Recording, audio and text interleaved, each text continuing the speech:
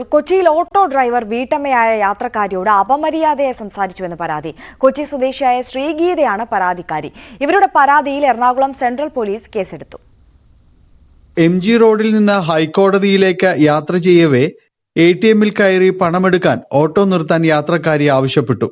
പണമെടുത്ത് തിരികെ വന്ന ഓട്ടോയിൽ കയറുമ്പോൾ മറ്റാരോടോ ഫോണിൽ സംസാരിക്കുകയായിരുന്ന ഡ്രൈവർ തന്നെ അധിക്ഷേപിച്ച് സംസാരിച്ചുവെന്നാണ് ശ്രീഗീതയുടെ പരാതി. അപ്പൊ അദ്ദേഹം ഒരു ഫോണിൽ സംസാരിക്കുകയായിരുന്നു ആരോടോ. അപ്പൊ ഞാൻ കേൾക്കുന്നത് ഇതാ ഒരു പെണ്ണ് വന്നിട്ടുണ്ട്. അപ്പൊ ഞാൻ ചോദിച്ചു, ഞാൻ കേറണില്ല ഓട്ടോയില്. ആദ്യം താങ്കള് ഓട്ടോയിൽ നിന്ന് ഇറങ്ങാം. എന്താ പറഞ്ഞ്? പെണ്ണെന്നോ? ഒരു സ്ത്രീ.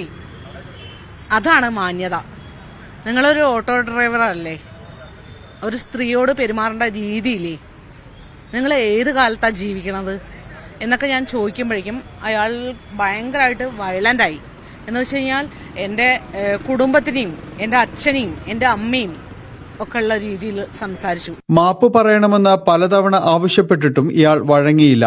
ബഹളം കണ്ട ചുറ്റും കൂടി ആരും തനിക്ക് അനുകൂലമായി സംസാരിച്ചില്ലെന്നും ശ്രീഗീത പറയുന്നു. ഈ ഒരു ഇഷ്യൂ നടന്ന സമയത്ത് ഇഷ്ടംപോലെ ആൾക്കൂട്ടുണ്ടായിരുന്നു.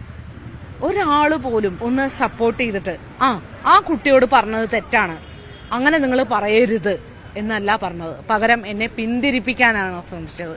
അപ്പൊ ഞാൻ അവരോട് പറഞ്ഞു, ഒരു തവണ ഞാൻ ഇങ്ങനെ സൈലന്റ് ആയാൽ ഈ ഇൻസിഡന്റ് വീണ്ടും വീണ്ടും നടന്നുകൊണ്ടേയിരിക്കും പല രീതിയിൽ.